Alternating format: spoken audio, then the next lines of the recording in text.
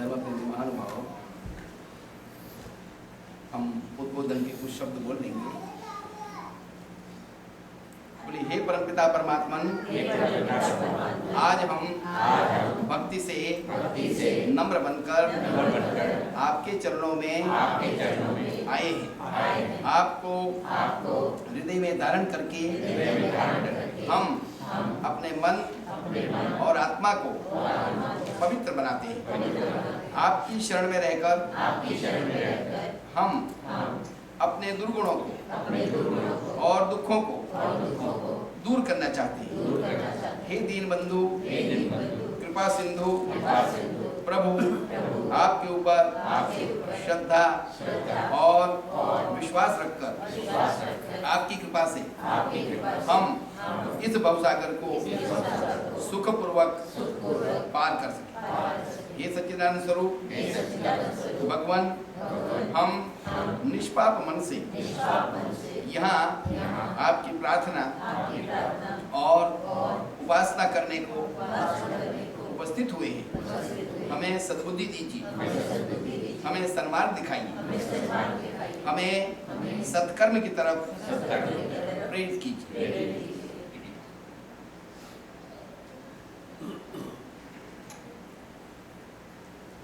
गत सप्ताह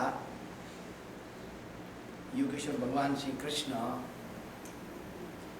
जन्माष्टमी अर्थात जन्म दिवस के उपलक्ष्य में जिस अध्याय और प्रकरण का उल्लेख किया था, उसमें अधिकतर भगवान श्री कृष्ण के जन्म के पूर्वार्ध के बारे में बताया था। अर्थात हर इंसान छोटा हो या महान हो, दो चीजें विशेष होती है उसके साथ, एक व्यक्तित्व और एक कृतित्व। व्यक्तित्व के बारे में हमने चर्चा की।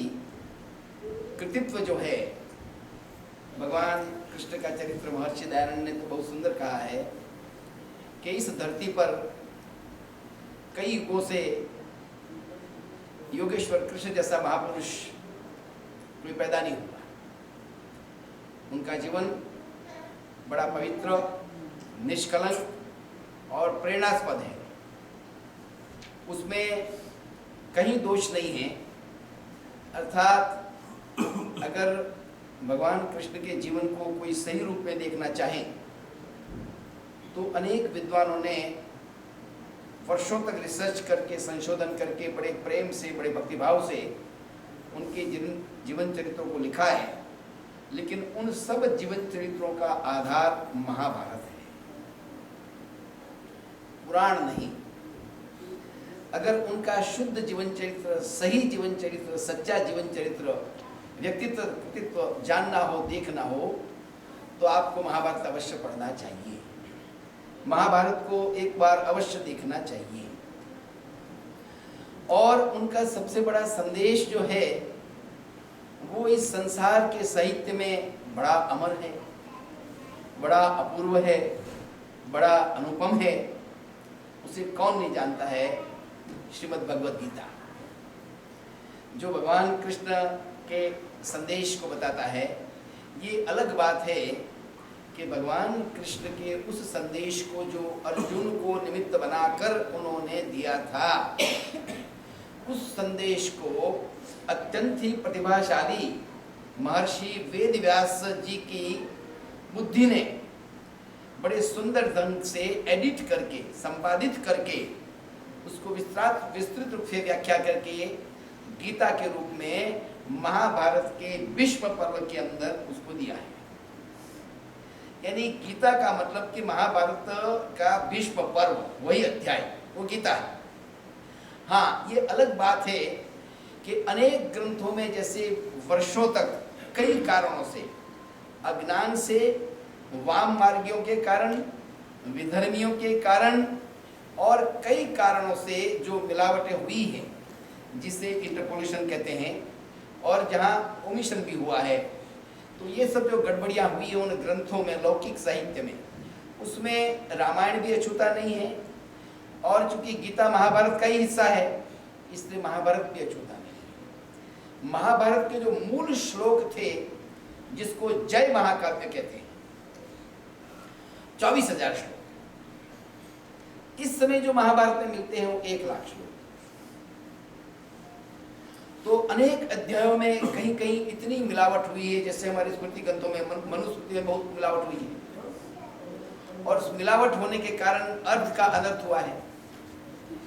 यानी ऐसा तो नहीं हो सकता है कि एक ही लेखक किसी पर्टिकुलर टॉपिक को या सब्जेक्ट को लेकर एक प्रकरण लिख रहा है और उस प्रकरण में किसी निश्चित विषय पर वो अपनी बात को पेश करता है, प्रस्तुत करता है, और इमीडिएटली वेरी नेक्स्ट चैप्टर में उस बात का वो खंडन कर रहा हो। ये तो कभी हो नहीं सकता। तो उसमें जो मिलावट हुई, ऐसी अनेक प्रकार की मिलावटें हुई। इसमें महर्षि जी तो मजाक में कहा करते, दयानंद जी, कि महाभारत की स्थिति तो ऐसी हो गई है कि अगर ये इसी प्रकार बढ़ता चला गया तो शायद ये 1,00,000 से बढ़कर शायद 10,00,000 20,00,000 श्लोक तक इसमें हो जाए, मिलावट बढ़ती चली जाए, और फिर महाभारत को शायद एक ऊंट भी न उठा सके। वो मजाक में ऐसा कहा करते थे, यानी इतना वजन हो जाएगा। तो उस मिलावट का शिकार गीता भी हुई है। इसलिए आपको जानकर कई प्रश्न गीता के बारे में समझना आवश्यक है। जिनको जानने की इच्छा है, समझने की इच्छा है, खोज की इच्छा है, उनके लिए बात है कि आप ये कोशिश करें, जो पढ़े लिखे लोग हैं, कि उसकी गहराई तक जाएं। पहली बात तो ये, कई प्रश्न ऐसे आते हैं कि भगवान कृष्ण के साथ कई ऐसी बातें जुड़ी गई हैं जो जब विधर्मी लोग हमें उसके बारे में उंगली उठाते हैं, प्रश्न को हम जवाब नहीं दे पाए, हमारा मुंह बंद हो जाता है। और वो बात है ही नहीं, वो मिलाई गई है। आपकी जानकारी के लिए वो बातें इतनी अधिक प्रचलित हो चुकी है, वर्षों से, पीढ़ियों से इतनी अधिक प्रस्थापित हो चुकी हैं कि अगर उसके बारे में कुछ कहा जाए तो लोग शायद कहने वाले को गलत कहें या कभी मूर्ख कहें। जो बातें कहीं, जैसे कहें कि भाई द्रौपदी के 5 पति थे, ये बिल्कुल झूठी बात है, गैर जिम्मेवाराना बात है। आप महाभारत को पढ़ लीजिए, उनके एक ही पति थे द्रौपदी के, और द्रौपदी के पति अर्जुन नहीं था, द्रौपदी का पति युधिष्ठिर थे। अब इस बात को सुनने वाले को भी आश्चर्य होगा। तो मैं आपको ये बताना चाहता हूं, ऐसी कई चीजें हैं जो कि हम नहीं जानते हैं। तो इस प्रकार गीता के जो मूल श्लोक हैं वो 70 थे, 70। अब इस समय जो है 700 है। तो उसका जो बेसिक संदेश है गीता का, ये मूलभूत बेसिक संदेश है। एक तो संदेश कर्म का है, जो उपनिषद ने कहा है वही उस पर प्रभाव है उसका। महर्षि वेदव्यास ने व्याख्या की है। आप देखिए, कर्मण्येवाधिकारस्ते मा फलेषु कदाचन, जब आप पढ़ते हैं तो दूसरे और उपनिषद को पढ़िए, कुर्वन्नवे कर्माणि जीजी विशिष्टतम समा, वही चीज है, शब्दों का अंतर है कि कर्म करते हुए 100 साल जीना है और फल की कामना, इच्छा नहीं रखनी है। यानी यहाँ इच्छा नहीं रखनी मतलब आप कहेंगे कैसे हो सकता है? हम कर्म करेंगे, अगर हमने बिजनेस किया तो मुनाफे की इच्छा रखेंगे, हमने पढ़ाई की तो डिग्री की इच्छा रखेंगे ना। आप कहेंगे इच्छा नहीं रखनी, नहीं, इच्छा नहीं रखने का मतलब ये है कि आप कर्म करते चले जाओ, लेकिन फल के लिए उस परमपिता परमात्मा पर छोड़ो कि आपने अपनी ड्यूटी बजा दी, आपने अपना कर्म कर लिया, फल मिलना है।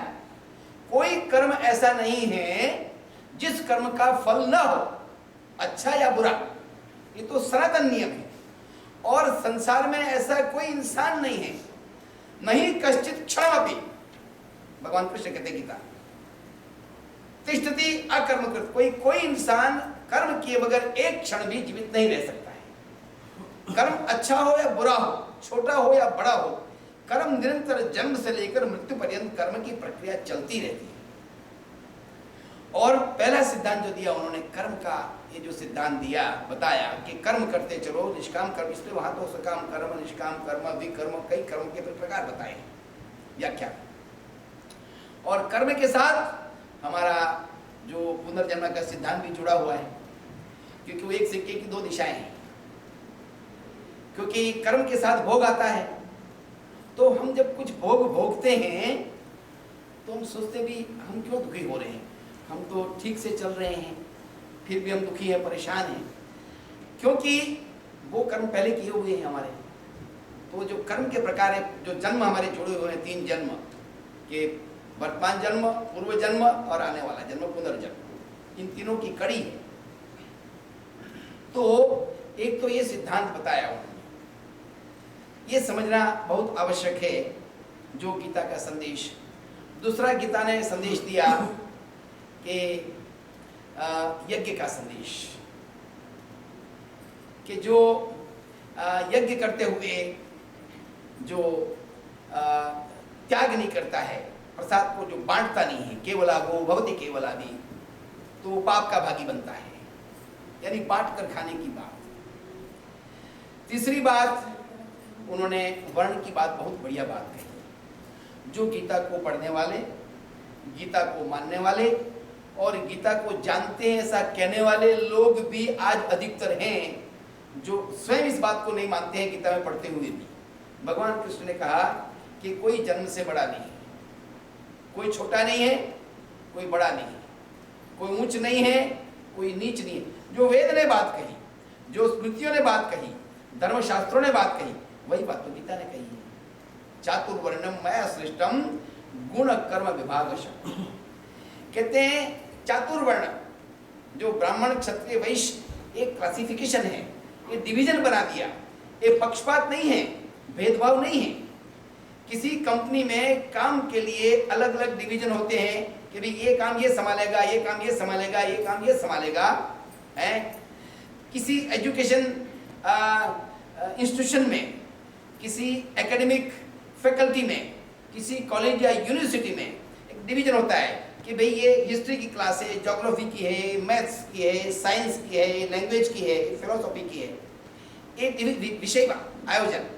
ऐसे हमारे ऋषि मुनियों ने, वेद के ऋषियों ने जो ये व्यवस्था बताई, मैंने 2 सप्ताह पहले आपको कहा था कि हमारा सबसे बड़ा वर्णाश्रम धर्म जो है, उसमें जो वर्ण कि भाई जन्म से नहीं, जन्मना जायते शूद्र कर्मणा द्विज उच्चते, ये जो शास्त्र ने बात कही कि जन्म से सभी छोटे हैं, शूद्र है, कोई ऊंचा नहीं है, इसलिए कर्म से सब है। By virtues, by deeds, by actions, by qualities आदमी का मूल्यांकन होना चाहिए। यही बात जो ऋषियों ने कही, यही बात वेद ने कही, यही बात ऋषि दयानंद ने कही, उन्होंने उसका पुनर्जागरण किया जो लोग भूल चुके थे। यही बात तो गीता में है कि चातुर्वर्णम माया सृष्टम गुण कर्म विभागशः। कुछ लोग कहने लगे किसी को ब्राह्मण बना दिया, किसी को ये बना दिया, तो ऊंचा बन नहीं, ऊंचा छोटा कुछ नहीं है। एक बहुत सुंदर अद्भुत व्यवस्था है जिसका समर्थन कृष्ण ने, भगवान कृष्ण ने गीता में किया है। क्या कि ये जो कार्य का विवरण है, व्यवस्था है, आयोजन है, ये वितरण है। कैसे? कहते हैं ये शरीर जो है इसमें भी हर एक का नियत काम है। हाथ का अपना काम है, पाँव का अपना काम है, पेट का अपना काम है, हार्ट का अपना काम है, सिर का अपना काम है। आप समझे? तो कहते हैं समाज रूपी शरीर में भी ऐसे काम को बांटा कि भी शरीर चलने के लिए पाँव चलते हैं। अगर पाँव ठीक ना हो तो आदमी कितना ज्ञानी हो, बुद्धिमान हो, धनी हो, सब कुछ हो, निकम्मा हो जाता है। उसको किसी की सहायता चाहिए, वो चल नहीं सकता, अपने पाँव ठीक नहीं। तो कहते हैं समाज का जो सेवक वर्ग है, जो लेबर क्लास है, वो छोटा है ऐसी बात नहीं है, क्योंकि जन्म से तो कोई छोटा है नहीं, कोई बड़ा नहीं है। जो चाहे वो बन सकता है उसकी योग्यता के अनुसार। कोई अफसर बनता है, कोई दूसरा कुछ बनता है, तो वो है वो जो डिवीजन किया। इसी को अगर आप ग्रीक लिटरेचर को पढ़ें, रोमन साहित्य को पढ़ें, एरिस्टोटल को पढ़ें, सोक्रेटिस को पढ़ें, प्लेटो को पढ़ें, तो इसी वर्णाश्रम व्यवस्था को उन्होंने वहां लिया और वहां प्रचलन था। उन्होंने नामकरण बदल दिया था। यहाँ ब्राह्मण शब्द था, वहां अध्यापक शब्द रखा। तो शब्द अलग अलग। यहाँ क्षत्रिय शब्द है, वह रक्षक है। देखो कितना बढ़िया शब्द है क्षत्रिय। क्षत्रिय कौन? तो कहते क्षतात् कृत्रायते इति क्षत्रिय। जो दुखों से, जो कष्टों से, और जो संकटों से समाज को और देश को बचाए, उसका नाम क्षत्रिय। अब अपने आप को क्षत्रिय कहने वाला इससे विपरीत काम करता तो क्षत्रिय नहीं है, सीधी बात कह दी शास्त्र ने। तो इसलिए कहा कि भाई पांव नौ तो चल नहीं सकता है, सेवक वर्ग नौ तो नहीं चल सकता है। हाँ, अगर किसी देश में पूरी लेबर स्ट्राइक हो जाए तो क्या होगा? देश का अर्थतंत्र, देश का व्यवस्था तंत्र टूट जाएगा, सीधी बात है, समाज अवस्था हो जाएगी।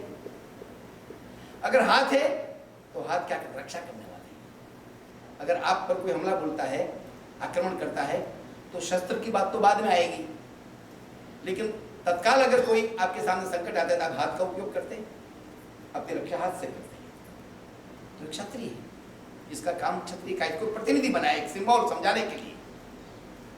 फिर क्या बताया? कहते हैं वैश्य कौन है? व्यापार है, इंडस्ट्रीज एंड कॉमर्स। किसी देश में इसको मौका न मिले तो इंडस्ट्री का, उद्योग का, व्यवसाय का, व्यापार का विकास नहीं होता है, और उसका विकास नहीं होगा तो अर्थतंत्र देश का टूट जाएगा। तो आवश्यक है कि उसका विकास हो, उसका बैलेंस हो, उसका आयोजन हो। ऋषि मुनियों ने कितना सुंदर आयोजन किया था। वो जो बताया उन्होंने कि भाई नहीं, वो आवश्यक है। क्यों? ये जो है पेट का भाग, उसको वैश्य कहा। क्यों? कहते हैं आप जो कुछ खाना देते हैं वो वहां जाता है, वहां पहुंचता है। अगर वो खाना हजम नहीं होता है, उसका व्यवस्था तंत्र टूट गया है, क्योंकि वो जो अंदर की फैक्ट्री चलनी चाहिए और वो हजम होकर सारे जो रस है, सप्त धातु है, सब जगह बढ़ जाना चाहिए, तो शरीर, बॉडी चलेगा, ग्रंथियां चलेगी, नसें चलेगी, रक्त प्रवाह होगा और सारी चीजें चलेंगी, तन मन सब कुछ तभी चलेगा। अगर वो ठीक नहीं है तो गड़बड़ है। एक जगह जमा होता जाता, क्या होगा? एक जगह अगर धन जमा होता गया क्या होगा? उस देश की इकोनॉमी का क्या होगा? अगर वहां नहीं जाता है पूरा, व्यवसाय को प्रोत्साहन नहीं मिलता, सहायता नहीं मिलती है, किसी राजा ने, किसी शासक ने ऐसे टैक्सेशन लगा दिए, ऐसे कानून बना दिए उल्टे सुलटे, तो शांति से कोई बिजनेस व्यापार न कर सके, तो इकोनॉमी का विकास नहीं होगा, उसको पूरा पोषण नहीं मिलेगा। अगर पेट को पूरा खाना नहीं गया तो शरीर को ठीक से पोषण नहीं मिलेगा, शरीर कृशकाय हो जाएगा, क्षीण हो जाएगा, उपयोगी नहीं रहेगा। तो इन सब की आवश्यकता है। और फिर चौथा कौन सा है? कहते चौथा ब्राह्मण जो है, जिसको पहले बोलते ब्राह्मण क्या है, ये कहते ब्राह्मण है। ये जो भाग है ब्राह्मण है, ये क्या करता है? सारा शरीर का नियंत्रण करता है। ब्राह्मण वो ज्ञान का प्रतिनिधि है, नॉलेज एंड स्किल वो आवश्यक है। हर अपने अपने क्षेत्र में नॉलेज एंड स्किल चाहिए, लेकिन जो मेजर सेंटर है, जिसे आप इस शरीर का कंप्यूटर कह सकते हैं, वो यहां पर है। तो कहते हैं ये जो है, इसको मुख को ब्राह्मण कहा। ब्राह्मणों से मुखम आसित बाहुराजन्य कृता रुतदस्य यद्वैश्य पद्भ्याम शूद्रो अजायत। यजुर्वेद ने कहा कि ब्राह्मण ये मुख है। कहते हैं ये जो समाज रूपी शरीर का जो मुख है, उसका नाम ब्राह्मण है। क्यों? कहते हैं पक्षपात किया शास्त्रकारों ने कि ब्राह्मण को विशेष स्थान दिया। बोले नहीं, पक्षपात नहीं किया है।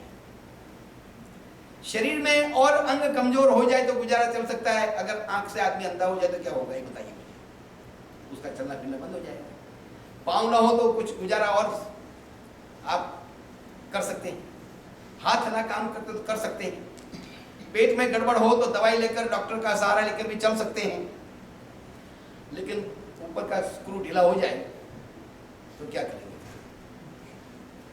तो माता पिता, पति पत्नी सब कहेंगे भी इनको जल्दी अस्पताल ले जाओ, तो मामला गड़बड़ हो गया, तो स्क्रू का ऊपर खत्म हो गया, ऊपर की मशीन बिगड़ गई, अब कुछ नहीं चलेगा। तो ब्राह्मण को स्थान दिया है, और इसलिए ब्राह्मण के लिए नियम बनाए, कठोर नियम। जितना ऊंचा स्थान दिया उतने उसके लिए नियम भी सख्त बनाए हैं। क्या नियम सख्त बनाए? कि ब्राह्मण का पहला धर्म क्या है? तप और त्याग। अगर तप और त्याग नहीं करता है तो ब्राह्मण नहीं है। इसलिए शास्त्र ने कहा कि जन्म से कोई नहीं, कर्म से। तो कहते हैं तप त्याग क्या है? कहते ब्राह्मण तप त्याग करता। कैसे? आप हाथ में ग्लव्स पहन लेते हैं, आप पाँव में भी आप सॉक्स पहन लेते हैं, शरीर पर स्वेटर या जैकेट पहन लेते हैं ठंडी में रक्षा के लिए, पर सारे शरीर की अपेक्षा मुख कुछ सहन ज्यादा कर लेता है। हो सके वहां तक संभवतः अपवाद को छोड़कर 90% हम मुख को खुला रखते हैं, क्योंकि मुख को तब करने की आदत है, अभ्यास है, वो सह कर लेता है। हालांकि और जगहों से वो सॉफ्ट है, फिर भी वो सह लेता है। तो ब्राह्मण तब करता है, और दूसरा ब्राह्मण क्या करता है? त्याग, उसका दूसरा धर्म त्याग। आपने खाना खाया, चाहे 32 पकवान आप खा रहे हो या सूखी रोटी खा रहे हो, आपने मुंह में रखा, अगर मुंह में वो चबा कर कहे हम तो आगे नहीं भेजेंगे, मुंह में रख के रखेंगे, तो क्या होगा? नीचे जाएगा नहीं खाना, मुंह में कितना रखेगा? उसको तो अवॉइड करना होगा। तो नहीं, वो मुंह में नहीं रखता है, मुंह दिया हुआ अपनी क्रिया प्रक्रिया अपनी चक्की चलाकर पूरा करके आगे सप्लाई कर देता है, भेज देता है, उसका काम पूरा हो गया था। वो त्याग करता है, खुद ही रखता है, सप्लाई का आगे भेज देता है। यही ब्राह्मण का धर्म है। इसलिए हाथ न चले तो चल सकता है, पांव न चले तो चल सकता है, चलना सबका जरूरी है, लेकिन फिर भी कंपेयर टू अदर्स, अगर पेट ठीक ना हो तो चल सकता है, और कोई शरीर के अंग में तकलीफ हो तो चल सकता है, लेकिन यहां दिमाग में गड़बड़ हो जाए, ब्राह्मण शक्ति गड़बड़ हो जाए, किसी समाज की, किसी राष्ट्र की ब्राह्मण शक्ति अगर कमजोर हो जाए, मार्ग भ्रष्ट हो जाए, मिसगाइड हो जाए, तो समाज को या राष्ट्र को गलत मार्ग पर ले जाए, वो ठीक काम ही नहीं करेगा। इसलिए उसको महत्व दिया है, उसको इंपोर्टेंस क्यों दी है? कि शरीर में जैसे इसको इंपोर्टेंस दिया है, ऐसे समाज रूपी शरीर में उस ब्राह्मण शक्ति को इंपोर्टेंस दिया है। पर उन्होंने कहा इसलिए जन्म से नहीं, इसलिए भगवान कृष्ण ने कहा कि चातुर्वर्ण्यम मया सृष्टम गुण कर्म विभागश, कि गुण कर्म के विभाग से चातुर्वर्ण का आयोजन मैं स्वीकार करता हूं, जन्म से नहीं। ये बात भगवान कृष्ण ने कही। दुर्भाग्य इतना है कि नाम जानते हैं, और जानते हैं तो जानने के बाद भी भगवान कृष्ण का नाम लेने वाले मानने वाले लोग भी इस बात को नहीं समझते। तो इसलिए उनके मन में ये जो भेदभाव है जन्मना जातिगत, वो भी नहीं निकलते हैं। तो भगवान कृष्ण का जो व्यक्तित्व की जब बात करता हूं, उसके बाद जब उनका कृतित्व आता है, तो उन्होंने जो संदेश है उनका, गीता के माध्यम से जो संदेश हमारे पास आता है, वो संदेश कर्म का सिद्धांत है, पुनर्जन्म का सिद्धांत है, यज्ञ का विज्ञान है, और वर्ण व्यवस्था की बात है। और सबसे अद्भुत बात उन्होंने लिखी है कितनी बढ़िया बात बताई उन्होंने। जिन्होंने गीता पढ़ी है ध्यान से उनको मालूम होगा, संगा संजायते कामा कामात् क्रोधो भी जायते क्रोधात् भवति सम्मोहः सम्मोहात् स्तुति विभ्रमः स्तुतिवंशात् बुद्धिनाशो बुद्धिनाशात् प्रणश्यति। कहते मनुष्य का विनाश कैसे होता है, पतन कैसे होता है? संगा संजायते कामा कामात् क्रोधो भी जायते क्रोधात् भवति सम्मोहः सम्मोहात् स्तुति विभ्रमः स्तुतिवंशात् बुद्धिनाशो बुद्धिनाशात् प्रणश्यति। बड़ी सुंदर स्टेज बताई है, देखिए आप। कहते हैं उन्होंने कहा, क्योंकि पहले ही सूत्र में दे दिया निष्काम कर्म, आसक्ति को छोड़ना है, नॉन अटैच, यही तो बात उपनिषद ने कही नहीं, तेन तक तेन वंजिता, क्या you enjoy without attachment, you have full right to enjoy the worldly prosperity, संसार को भोगने का अधिकार है, लेकिन तेन तक तेन वंजिता, एंजॉय विदाउट अटैचमेंट, ये कभी कभी छोड़ देना है या छूट जाना है, मानकर एंजॉय करो। यही बात तो गीता ने कही। क्या कि आसक्ति से मनुष्य में क्या आता है? संगा संजायते कामा। कहते संग, जब अति संग आसक्ति हो जाती है तो उसमें से कामना इच्छा होती है। मुझे अपनी जेब में पड़ी हुई मेरा एक पेन मुझे बहुत प्रिय है, मेरा बहुत फेवरेट है, और जब बहुत फेवरेट है तो उसके प्रति मेरी इच्छा कामना हो जाती है, मैं मेरे पास बना रहे। अगर इसकी ओर किसी का ध्यान जाता है या कोई लेने की कामना इच्छा करता है, संगा संजायते कामा कामात् क्रोधो भी जाए, तो गुस्सा आएगा उसको, मेरी चीज तू क्यों ले रहा? नहीं, ये तो मेरी है। ये ह्यूमन साइकोलॉजी बताई है इसमें। संगा संजायते कामा कामात् क्रोधो भी जायते, और जब क्रोध आता है तो आदमी का विवेक चला जाता है। कहते क्रोध में आदमी अंधा हो जाता है, क्या सही क्या गलत, क्या करना क्या नहीं करना ये भूल जाता है उतने क्षण के लिए। आप सुनते हैं आदमी कभी ऐसा स्टेप्स ले लेता है। अभी हमने पिछले दिनों यहाँ एक यज्ञ किया, आपने तो सबने अखबारों में पढ़ा होगा, वो एक माँ ने 2 बच्चों के साथ सुसाइड कर लिया है। वो उतनी क्षण थी, अगर उतनी क्षण उसे कोई संभाल लेता, उस आधे घंटे या घंटे के लिए अगर वो समझ जाती, तो जो आवेश में जो हुआ, शायद क्रोध ऐसा है। इसलिए शास्त्रकार बहुत बढ़िया बात कहते हैं, क्रोधोच्चेत देहि नाम की मारी भी, जिसको असाधारण क्रोध है, जिसको भयंकर क्रोध की प्रवृत्ति है, उसको संसार में किसी को दुश्मन बनाने की जरूरत ही नहीं है। कहते हैं क्यों? बोले हर तीसरी क्षण हर चारों ओर दुश्मनी बनाता चला जाएगा, उसको किसी दुश्मन को बुलाने की जरूरत नहीं है। क्रोधोच्चेत अरिभी कि मरी भी, उसको शत्रु की क्या जरूरत। कहते हैं तो कहते हैं संगा संजायते कामः कामात् क्रोधो भी जायते, क्रोधात् भवति सम्मोहः। जब क्रोध जब मैंने कहा विवेक भूल जाता है, सम्मोहित हो जाता है, क्रोधात् सम्मोहः स्मृति विभ्रमः, और जब मूड हो जाता है तो मति उसकी काम नहीं करती है। स्मृति वंशात् बुद्धि नाशो, और स्मृति वंश होने से बुद्धि का नाश, बुद्धि नाशात् प्रणश्यति, और बुद्धि के नाश पर। कितनी अद्भुत बात बताई है, कितने संसार की इतनी बड़ी साइकोलॉजी। अभी साइकोलॉजी का जन्म तो अभी 200 साल पहले हुआ, पर युगों पूर्व हमारे ऋषि मुनियों ने देखो तो भगवान कृष्ण ने गीता में जो संदेश दिया, यहाँ कितना अद्भुत संदेश दिया। उन्होंने स्थित प्रज्ञा के लक्षण बताए, कितने अद्भुत लक्षण बताए हैं, स्थित प्रज्ञा के लक्षण बताए हैं। सुख दुखे समय कृत्वा लाभा लाभो जया जय, ततो युद्धा युद्धस्य। कहते हैं सुख दुख हानि लाभ इनकी परवाह किए बगैर तुम अपने कर्तव्य का पालन करते चले जाओ, और तुम कर्तव्य का पालन करोगे तो सारे संदेश का सार क्या है मालूम है?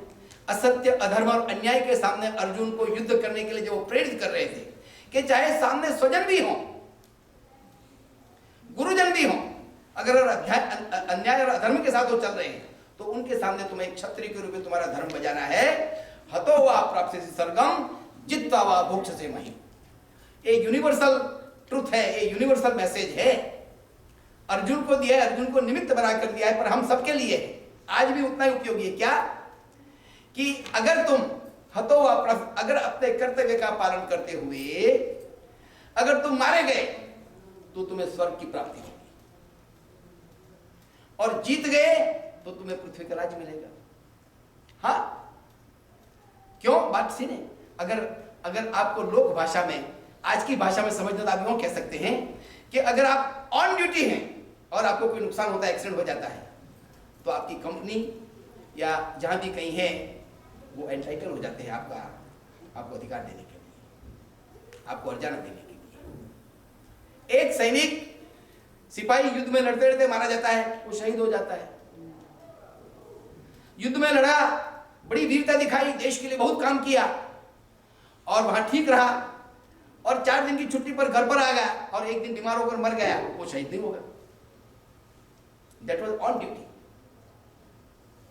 तो यहां ये बताया जीवन के कर्तव्य को कि हतो वा प्राप्स्यसि सर्गम जित्वा वा भोक्ष्यसे महीम्, ततो युद्धाय युद्धस्व। इसलिए तुम युद्ध करो अन्याय के सामने, और उसके फिर लाभ हानि अनुकूल प्रतिकूल इसको मत देखो, क्योंकि संसार में ऐसे ही सब आएगा। इसमें तुम्हें सम होकर चलना है। इसका नाम स्थित प्रज्ञता है। प्रज्ञा यानी बुद्धि, स्थित यानी स्थिर। सुख हो या दुख हो, हानि हो या लाभ हो, अनुकूल या प्रतिकूल हो, कोशिश करो कि उसमें ठीक रहो, समान रहो। तो ये जो गीता का इतना अद्भुत संदेश है, हम अवश्य पढ़ते हैं, पर उन शब्दों का विश्लेषण करके उसमें से कुछ मैसेज खोजने का प्रयत्न कर देखें तो जीवन में ऐसा एक गाइडलाइन मिलती है, एक ऐसी दिशा मिलती है। तो ये भगवान कृष्ण का जो कृतित्व, उनका जो संदेश है, उसको मैंने संक्षेप में आपके सामने रखा। धन्यवाद, नमस्ते।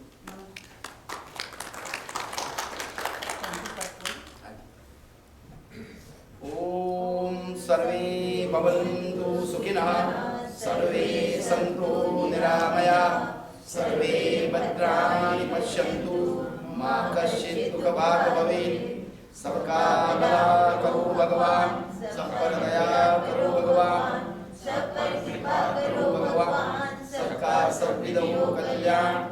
सब वेद पढ़े विचार बढ़े, बल पाए चढ़े नित ऊपर को, अविरुद्ध रहे निरुपंथ कहे, परिवार कहे वसुधावर को। ध्रुव धर्म धरे पर दुख हरे, तन त्याग करे भवसागर को। दिन फेर मिटावा दे सविता, महार करे भूमंडल को। शांति अंतरिक्षगम शांति पृथ्वी शांति राप शांति ओषधयः शांति वनस्पतयः शांतिर्विश्वे देव शांति ब्रह्म शांति सर्वगम शांति शांति देव शांति सामा शांति रेधि ओम शांति शांति शांति। जो बोले सो अभय। वैदिक धर्म की जय। भगवान रामचंद्र महाराज की जय। योगेश्वर कृष्ण महाराज की जय। महर्षि दयानंद की जय। भारत माता की